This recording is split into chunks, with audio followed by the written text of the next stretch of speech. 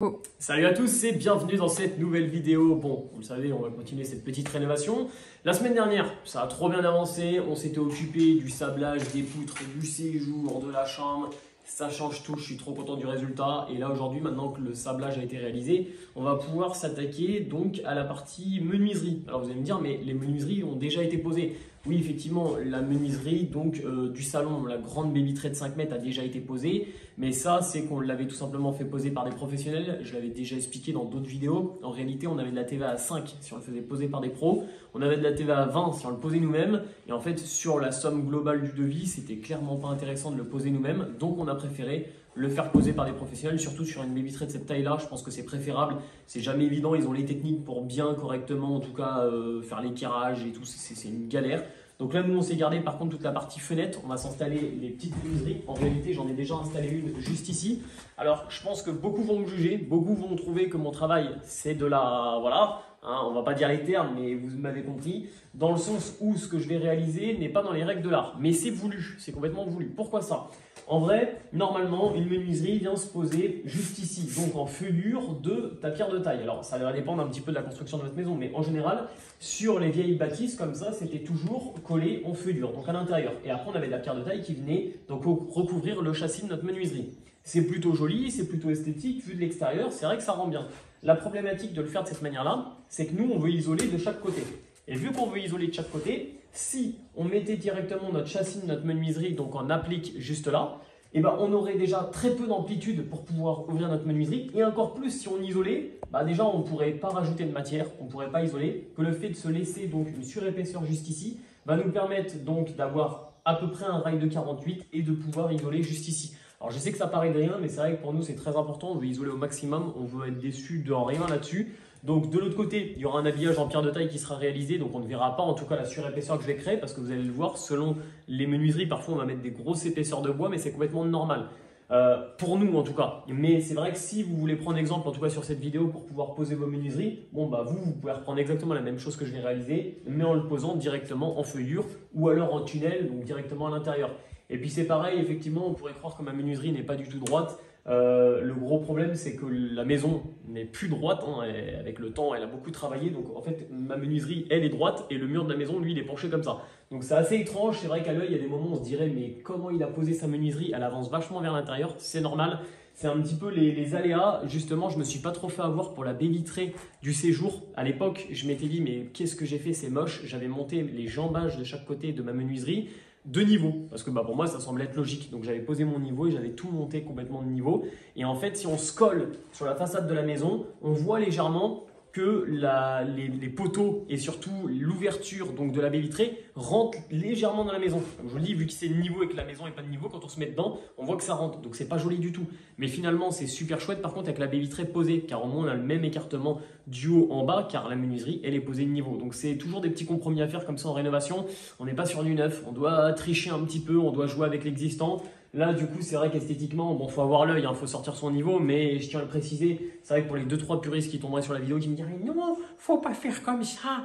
T'inquiète pas, on maîtrise, ça va complètement le faire. Donc là, on va le réaliser de cette manière-là, je préférais vous le préciser un petit peu. Donc j'ai déjà préparé mes bois qui sont juste ici. Donc là, j'ai les bois que j'ai préparés, qui vont me servir de cale, que je vais installer donc directement. Je les ai pré-percés. Il va peut-être falloir que je les recoupe au fur et à mesure. J'installe ces bois-là. Et puis, une fois que je les ai installés, on va pouvoir installer donc les châssis, après les battants. Vous allez voir, rien de bien compliqué. Ah là, je vois que j'ai une vis qui est sortie un petit peu. Ouais, bon, on renforce tout ça. Bon, tout de suite, on attaque, on coupe les bois, on perce le mur. Et puis, vous allez voir un petit peu madame qui est derrière le portable travailler aussi. Ça, là, on va pouvoir essayer un petit peu d'échanger sur ça. Tu vas pouvoir faire du vout comme t'aimes bien. Allez, c'est parti.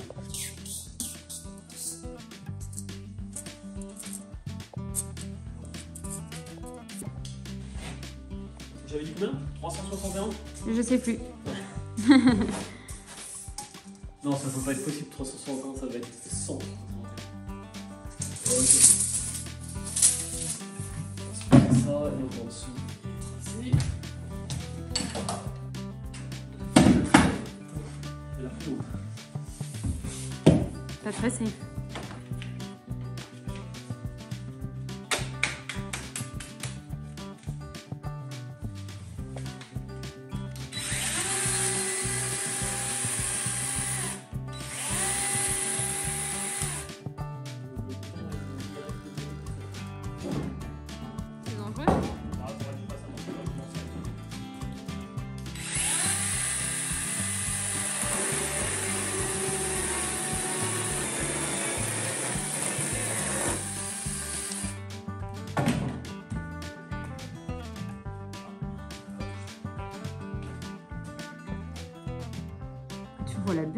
Ah oui, il me l'a bébé.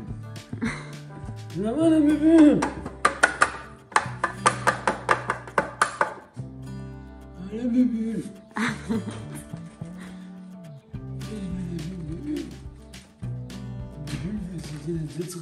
C'est un bébé, bébé. C'est horrible.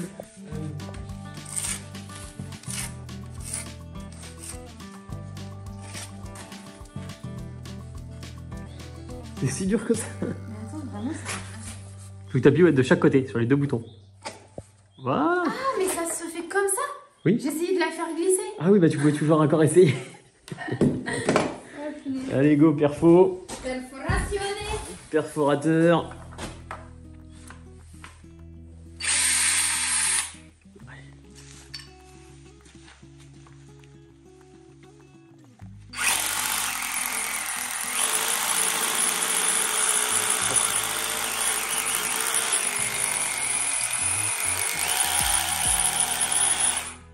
T'as pas besoin d'appuyer comme une folle, hein, mon chat.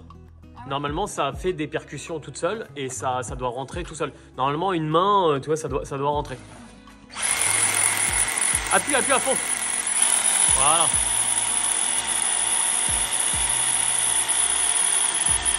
Voilà. Et là, tu débourres. Ok. Là, ce que tu fais pour bien que ta cheville rentre bien et que tu n'aies pas trop de problèmes, parce qu'il y a toujours de la poussière qui reste dedans, tu re-rentres et tu ressors une ou deux fois. Par contre, ouais, mais par contre, garde toujours ta mèche droite, parce que si tu rentres et tu ressors et que ta mèche est un peu inclinée, et bah, le problème c'est que tu vas grossir ton trou. Non, on veut pas de la grossir, on veut juste enlever la poussière surtout dedans. Le top, sinon, c'est d'avoir une petite soufflette et tu. Mais nous, on a pas. Je t'ai toujours dit que je voulais une soufflette. Toi, tu veux une soufflette? T'en auras une pour Noël. Voilà, c'est bon, mon chat, c'est bon.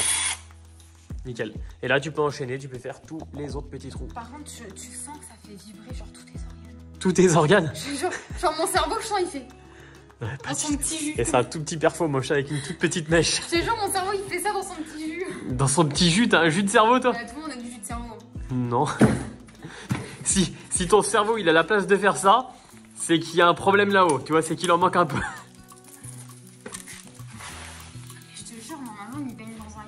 Il baigne dans un liquide? Un liquide de cerveau, je te dis. La position, par contre, c'est pas possible.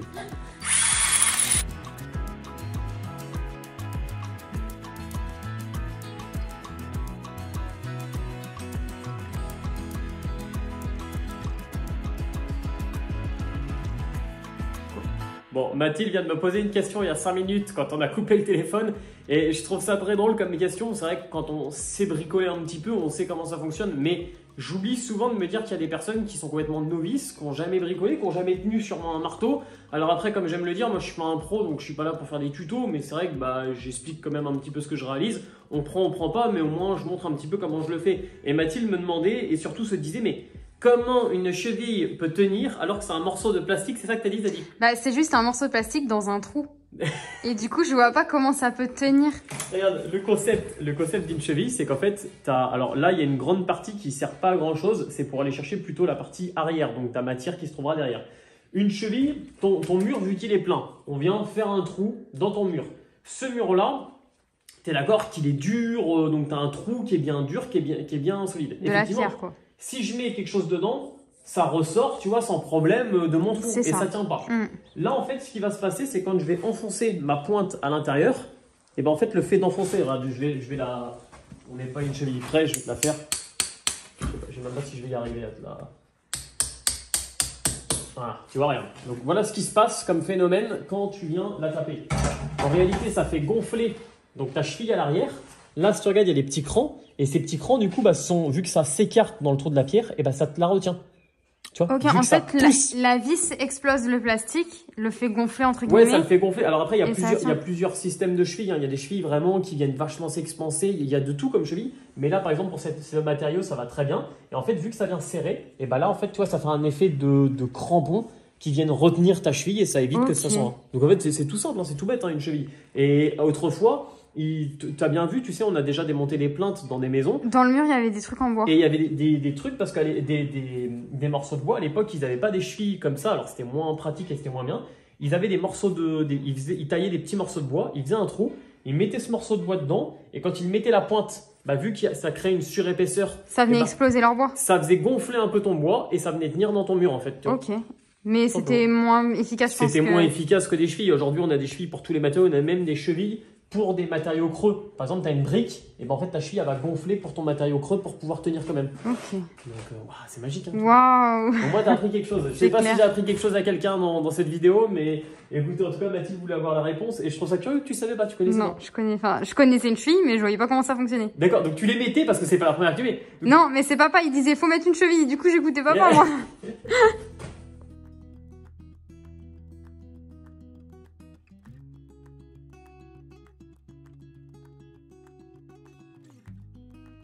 Déjà, ça te le tient un petit peu. Oh, c'est bon, là. Ouais. Là, maintenant, marteau. Et là, non, cheville d'abord. Non, mais pour enfoncer. Ah non, non, mais t'inquiète pas, tes chevilles vont l'enfoncer. Pour le taper, non. Non, non, mais tes chevilles vont l'enfoncer. Quand je prends mon plastique. Celle du haut. On n'a pas fait tous les trous. Là, ça repose pas. C'est normal, t'inquiète pas. Mets-le ici. Ici, là. Ouais. Faut forcer un petit peu. Tu peux prendre ton marteau un petit peu pour la tapoter. Alors, tu faut la tapoter, mais vraiment très gentiment, tu vois. Là, par exemple, tu vois, t'arrives dans la pierre, mais t'es peut-être pas droit. Donc, faut que tu regardes, tu vois, où c'est qui est ton trou. T'es peut-être pas en face, là. Ouais, voilà. Bon, attends. Tiens, vas-y, je te laisse faire. C'était... Après, je mets ça. Ouais. Faut d'abord... Attends, enfonce-le le plastique, mais vraiment à fond. Okay. Là, je mets ma vis. Ouais. Et là, tu tapes. Mais tape bien, et bien droit, parce que sinon, c'est le bazar. Faut taper fort, hein. C'est que j'ai peur de faire des bêtises. Mais non, je te dis de le faire. Là, c'est pas droit du tout. Hein. Non, mais t'inquiète pas, là, on le ralignera.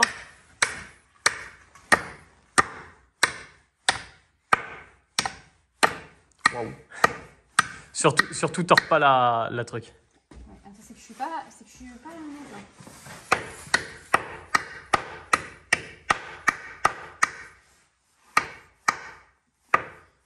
Je suis pas du tout à mon aise.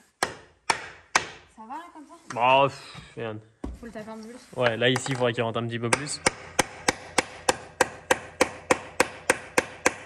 Tu vois, c'est pas pratique là. Non, mais si. c'est pour que je sois de l'autre côté du mur. Ben, si tu veux, mets-toi de l'autre côté du mur, mon chat. Donc là, tu vois, ça a poussé ton bois, mais c'est pas grave. Quand tu vas mettre les autres, là, ça va le redresser. On va mettre celle-ci, ici.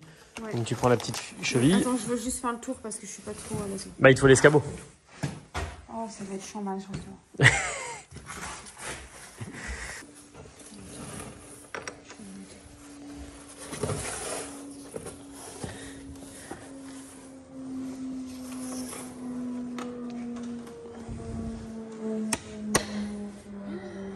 J'ai failli me prendre le marteau dans la tronche. J'ai vu, il est passé très près.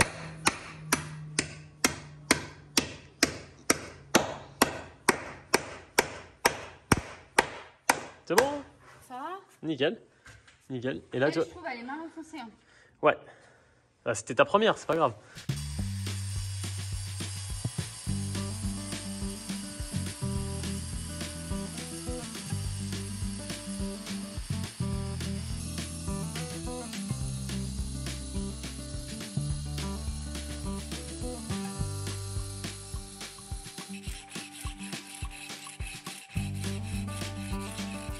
Bon, pour vous expliquer ce que je suis en train de réaliser. Donc là, vous m'avez vu poncer, disquer, vous m'avez vu couper et enlever de la pierre. En fait, j'ai enlevé à peu près 2 cm, mais je suis venu aussi faire une petite pente. En réalité, là, c'est pas parfait. Hein. Alors déjà, il y a un morceau ici qui manque. Je vais pas vous mentir, ce morceau-là, bah, c'était tout simplement du béton. C'est pour ça que je l'ai fait sauter, parce que c'était pas forcément très joli. Donc nous, on va revenir remettre un petit morceau de pierre.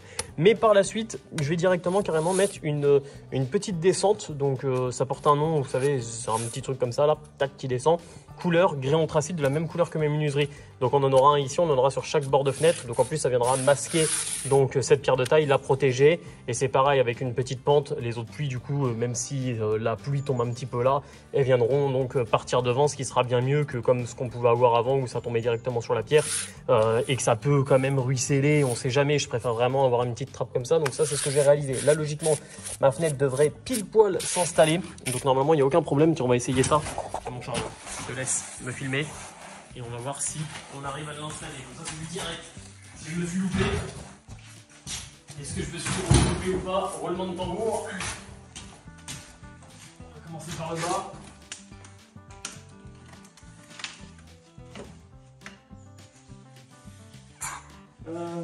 Rigole pas. Il y a un souci, chef.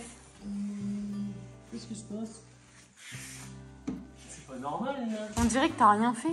Bon, on va utiliser du compriband. Maintenant qu'on a fait les bonnes découpes et que notre fenêtre s'installe bien, on va pouvoir donc poser ça. Alors, du compriband, normalement, c'est pas comme ça. Du compriband, c'est comme ça, c'est comprimé. C'est le concept du compriband. Là, le problème, c'est qu'il a gonflé et du coup, il a pris sa taille définitive. Mais en réalité, là, quand je vais l'installer, il va se rappuyer et après, il va gonfler et prendre pile poil la forme en fait du mur et ça vient faire une petite isolation. Pourquoi mettre ça plutôt que du silicone? Ça vieillit mieux dans le temps. Le silicone, le problème, c'est que dans le temps, ça a tendance quand même à moins bien vieillir. Donc on met du compriband. Ça isole mieux aussi peut-être. Bah, c'est surtout que ton silicone, en fait, il va isoler, il va te faire une étanchéité. Mais le problème, c'est que dans 5 ans, je sais pas la durée de vie d'un silicone, elle va être quand même bien moins efficace qu'un compriband qui lui tiendra. Parce que là, on va mettre un compriband, mais on fera quand même un roi silicone de chaque côté de notre menuiserie pour être vraiment... Par-dessus le compriband. Ouais. Okay. En plus, nous derrière, on va avoir notre habillage qui va en plus isoler et on aura un habillage en plus devant. Mais je veux vraiment que tout soit étanche, je veux vraiment que ça soit nickel sur les côtés, etc. Mais le top du top, voilà, c'est de mettre du comprimant. Ça, c'est sûr même. T'as un petit joint, là. Enfin, un petit joint. C'est un autocollant, quoi. Ouais, c'est un autocollant. Ce qui est top, c'est que tu fais... Enfin, moi, je fais comme ça, je le mets au milieu de ma menuiserie.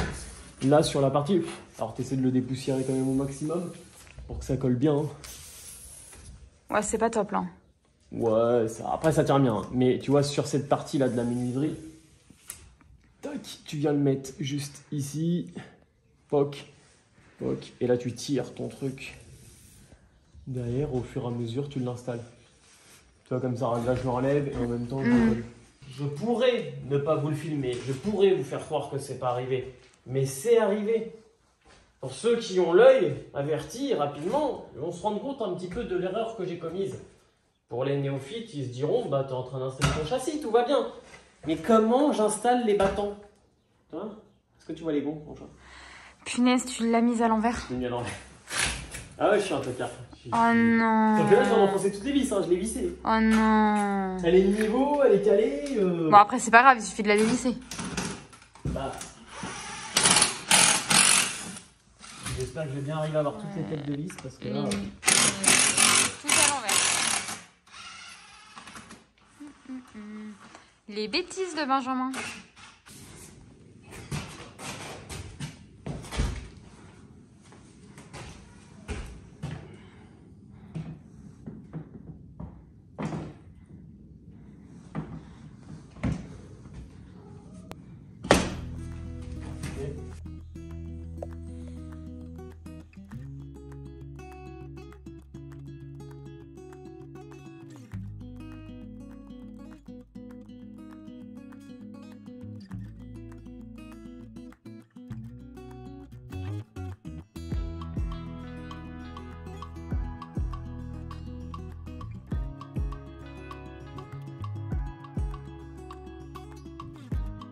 Bon, bah voilà une bonne étape de réaliser. Les menuiseries sont installées pour les 2 chambres. Alors ça fait du bien. Les prochaines menuiseries qui nous resteront installées seront la porte d'entrée, mais également les Velux qu'on a commandés, car vous avez été beaucoup, que ce soit sur les vidéos en format court, en short, à nous dire, mais on vous a fait un petit home tour, mais comment vous allez donner de la luminosité dans la pièce qui se trouve juste derrière? Ne vous inquiétez pas, il y a 2 gros Velux qui sont prévus. Donc on a pris ce qui se faisait de plus gros. De mémoire, c'est des 148 sur 138, je crois, donc ça fait quand même des beaux morceaux. Et on va en installer 2 juste ici, donc ce qui va apporter pas mal de luminosité dans la future cuisine, future salle à manger. Là, on va avoir un mur vraiment de séparation. Derrière, on a une buanderie, une salle de bain qui sera attenante pour la partie donc chambre, suite parentale, et après ça va donner directement donc sur notre séjour, enfin sur notre salon. Donc tout ça est ouvert. La seule séparation un petit peu pour pouvoir casser les volumes va être ce mur qu'on va renduire par la suite pour avoir un beau grand mur de pierre juste ici. Mais en tout cas, pour pouvoir éclairer cette pièce, on installera des Velux. Bon, je sais en ce moment que les vidéos tournent un petit peu en rond. Un coup on vous fait du sablage, un coup on vous fait des menuiseries. C'est vrai que ça n'avance pas autant que ce que j'aimerais en vidéo, et je vous filme un petit peu toujours les mêmes choses. Mais ne vous inquiétez pas, ça va bientôt changer. On a fait la grosse commande de rails, de placo, d'isolation. On est encore dans les finitions sur la toiture, il nous reste encore plein de petites choses à réaliser, que ce soit installer les rives, installer les faîtières, les sceller. En ce moment même, regardez, il y a madame qui est en train de déprimer sur les conditions météo car il se remet à pleuvoir. On devait ce matin se chauffer et aller tout simplement continuer à sceller nos faîtières. vu qu'il pleut, si tu mets ton béton qu'il pleut derrière dessus, c'est pas possible, donc ça nous retarde un petit peu. Donc là c'est un petit peu ce qui fait que les vidéos sont pas trop sympas, en tout cas à mon goût, mais par la suite, dès qu'on va pouvoir attaquer l'intérieur, là on va pouvoir se lâcher, on va pouvoir se faire plaisir et j'ai vraiment hâte. Mais en tout cas merci à vous de regarder quand même les vidéos jusqu'au bout. N'hésitez pas, si c'est pas le cas, à vous abonner, liker, commenter, ça soutient toujours autant. On est 40 000 n'empêche, donc merci à vous, ça reste quand même assez dingue. Et puis on se retrouve plus tard pour de nouvelles aventures, pour une nouvelle vidéo où là on va essayer vraiment de bien avancer sur plein de petites étapes.